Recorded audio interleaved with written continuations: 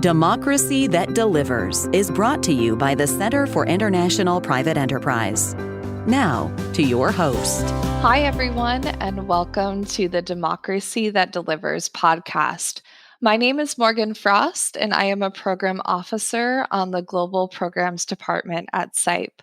I am honored to be hosting this podcast today, which focuses on fostering organizational resilience.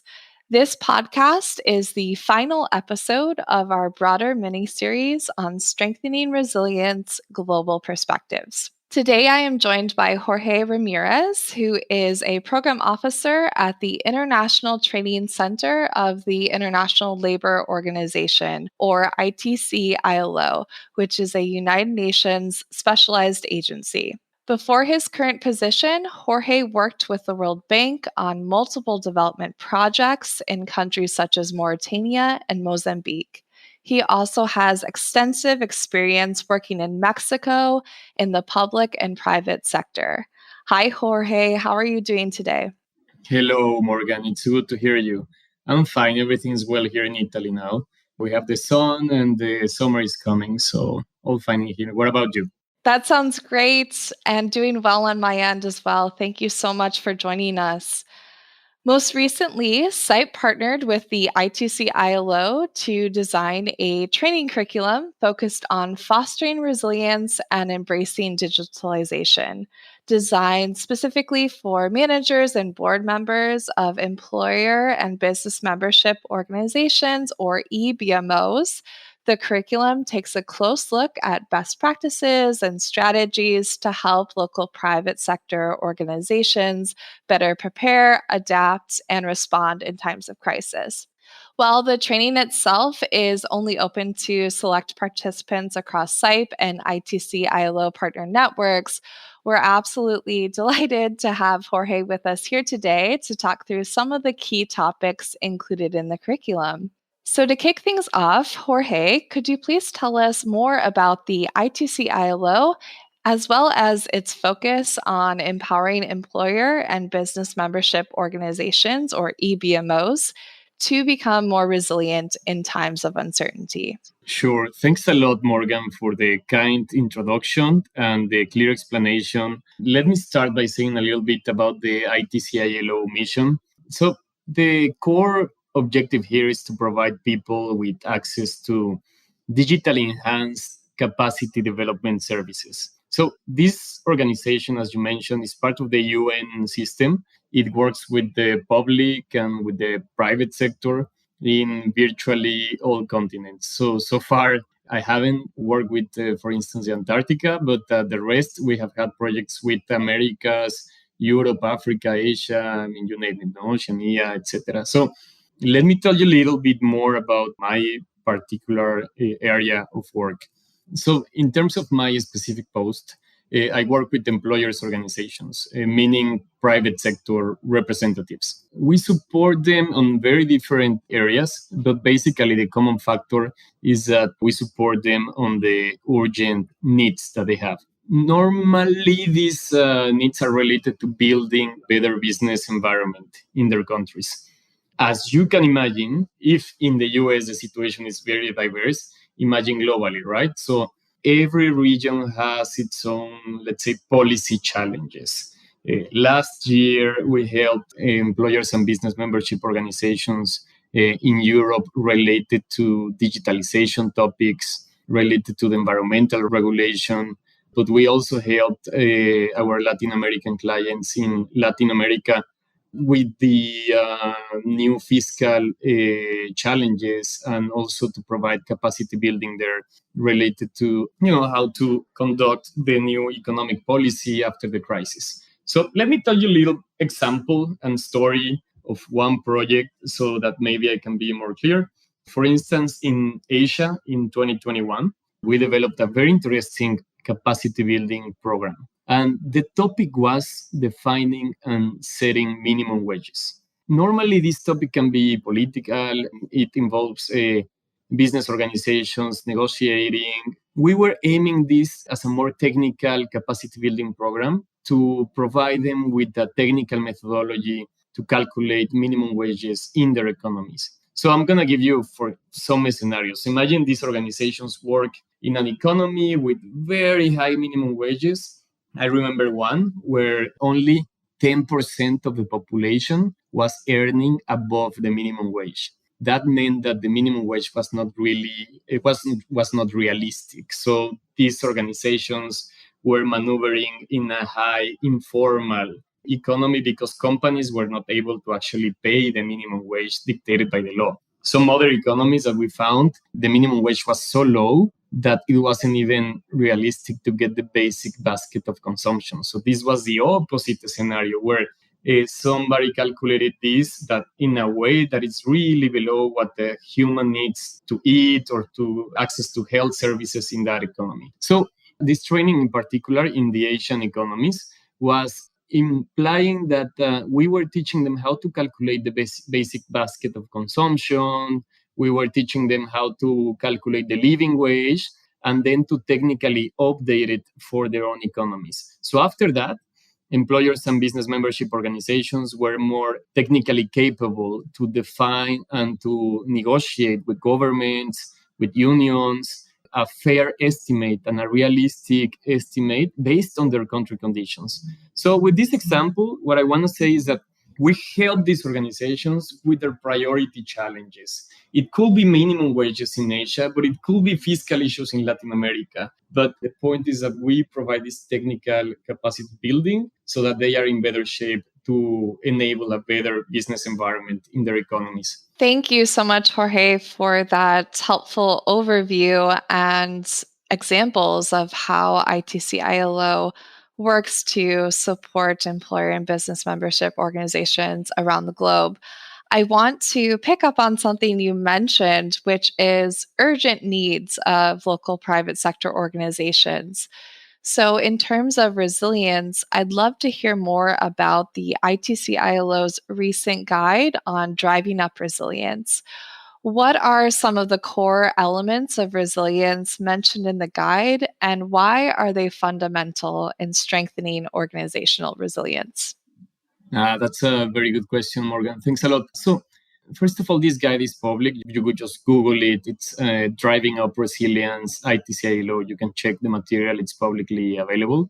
So the guide talks about how these employers' organizations, meaning the organizations representing the voice of companies from the private sector, can become more resilient in these turbulent and crisis times. So first of all, there was a very impressive work conducted by this research team. They analyzed 12 case studies from all different regions in the world.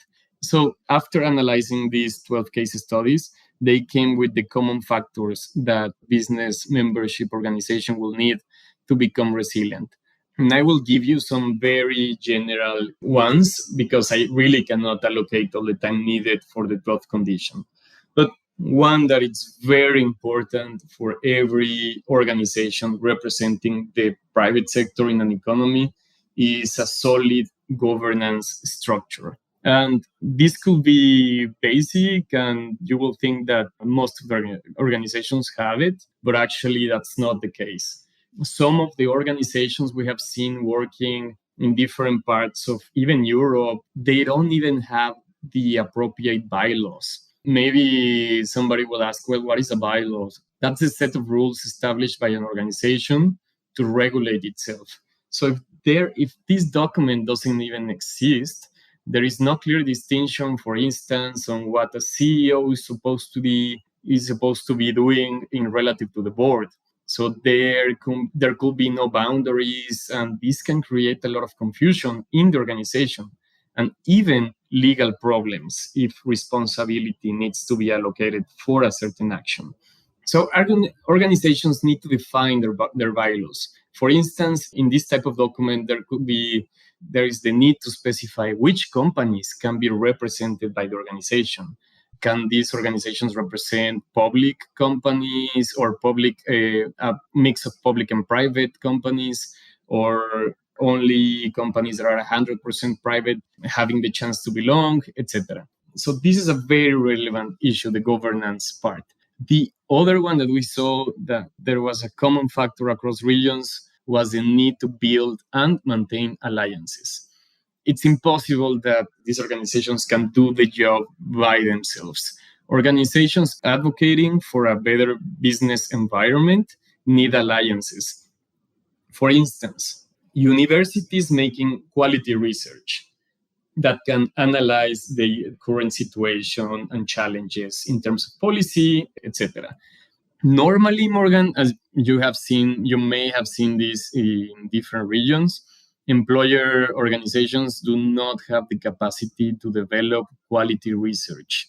This means that most of them are busy with the most urgent priorities and they cannot allocate long hours doing research about certain topics. What they can do is they can partner with think tanks and academia, and with that, they can use this research and inputs to provide a more solid policy recommendation to the governments.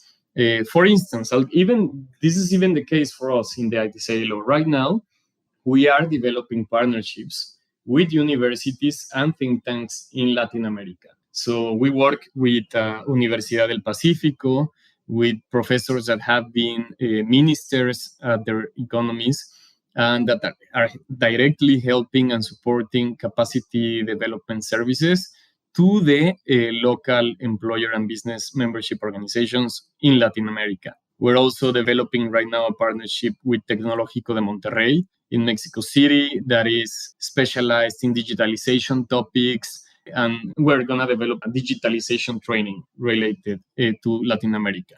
So with that, I want to jump into a third very relevant angle, which is the speeding up of the digitalization process.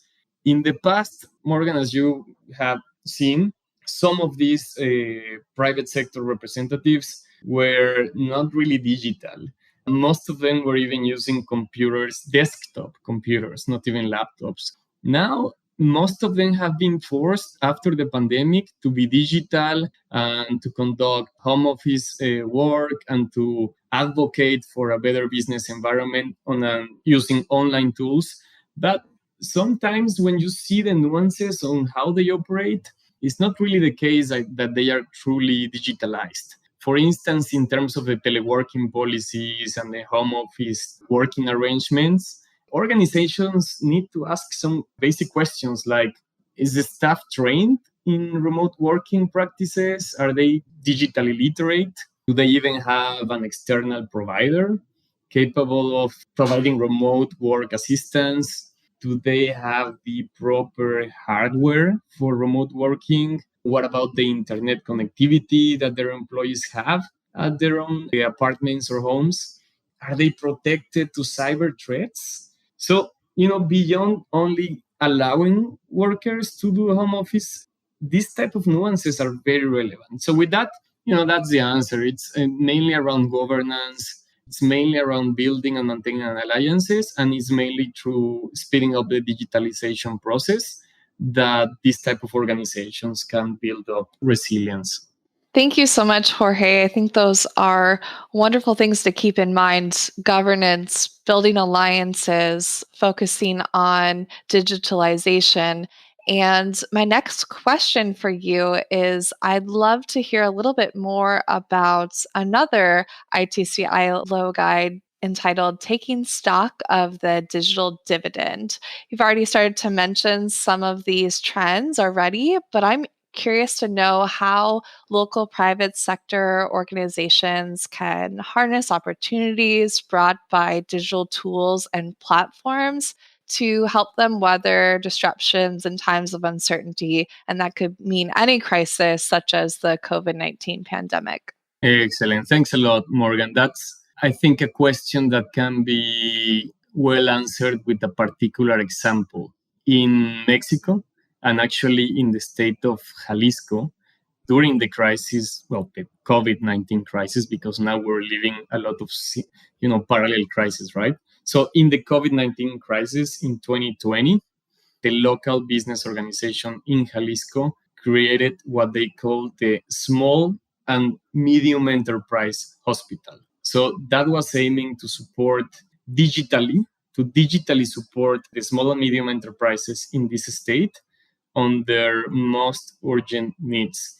And I think this is a very on point example about digitalization for these organizations because it touches upon the need and the benefits of having alliances. For instance, this hospital was connecting students and professors from the local university that were specialized on issues such as, I don't know, fiscal services or, accountant services or digitalization services with the local small and medium enterprises that were in the need for these services. So what happened that this business organization connected the two through a sharing economy application in the internet that was free for everyone that will need these services, where they will be selecting the most suitable human capital from this local university to perform these services. They created a methodology where the small and medium enterprises were only available to access this service for free on 5 different times. And after that, if the small and medium enterprises will have the money to pay for the services, they will be able to do so. So with that, hundreds of companies access to these services during the crisis. So let's say they will need to know, how to digitalize their operations. They will access to 5 hours of free consulting services from students and from professors of the University of Guadalajara. And not only the alliance with the university was useful, it was also the alliance with the ILO that was useful for this local employer organization, because the ILO provided resources for this web page, this sharing economy tool to work. So this is a combination of service that is valuable for these companies and, on a result of conducting successful alliances in this context. At the end, it was also a result of creativity, but it is not something that cannot be done in another region or in another country. This is a great example on how to foster resilience in recent times of crisis. Thanks, Jorge. And I think one thing that you really underscored here is that the COVID-19 pandemic has really shown the importance of digitalization and digital tools and platforms and how they can help organizations navigate through times of uncertainty. And with that in mind, I'd also love to hear a bit more about this topic from the ITC ILO's experience. So, as the pandemic has changed the ways in which the ITC ILO has adapted its training services, are there any lessons or best practices you can share that might be helpful for other organizations around the globe when considering providing virtual training services to their members? Sure. I think the first lesson, maybe the most important, is to listen to the client's updated needs. For instance, the way we do it is last year, on December, we implemented a global survey asking thousands of our former clients and prospective clients, what is their most urgent needs. And that is how we knew that in Latin America, there was some fiscal issues that needed to be addressed this year. And that is why, for instance, in the capacity building programs that we have in Latin America, we are addressing these needs, because if you consider, for instance, the case of Colombia or some economies in Latin America, this is urgent, and our clients expressed it in our survey. But it's very diverse because we had different results in Africa, in Asia, so we are addressing the situation that was shared by our clients. So first of all, to listen to your clients. And then in order to upgrade and to continuously get better, take a look at the best global practices, from the business models to the policy proposals, etc. So it really takes a great benefit to your organization if you exchange ideas with your peers, with the ones that are doing similar efforts to you. For instance, we always encourage our like-minded organizations to connect and to see the services that their peers are providing to their clients, so that they can see if they can tropicalize a similar service in their own economy. And this can expand the benefit of this type of practices. As a third point that could be crucial is the partnerships. We have already mentioned that in here, we will not be able to make this effort without having alliances with universities, with think tanks, with companies, with different organizations, with the academia, etc. So these partnerships allow us to provide quality services and to conduct the trainings that we do with the right specialists and to reach our audience. The last point is to care about the community. We provide this service to employer and business organizations, but we also have this global scope about the whole community and how our policy recommendations and the services that we provide are at the end going to benefit people and the community. So we have to take into account this final element. Thanks so much, Jorge. I think those are really helpful tips to keep in mind for local private sector organizations across the globe who are trying to be more meaningful about how they work with members and also provide training services. I see we're almost at time, so I'd like to ask you one final question.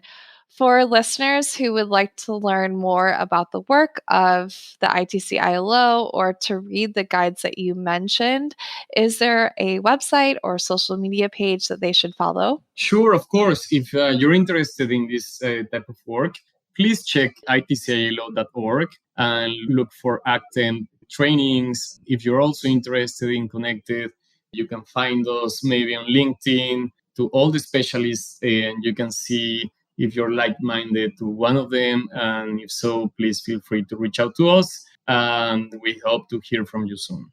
Excellent. Thanks so much. And we'll be sure to include the relevant links to the guides that you mentioned, as well as the website in the podcast description. Thank you again, Jorge, for joining us. It was really great to hear more about your experiences. And I also wanted to extend a special thank you to SIPE's Communications Department for producing this podcast. And finally, a big thank you to our listeners. If you haven't yet had a chance to listen to the previous episodes in our mini-series, please do check them out. And thank you so much, everyone. Take care. Democracy That Delivers has been brought to you by the Center for International Private Enterprise. For more information, please visit sipe.org.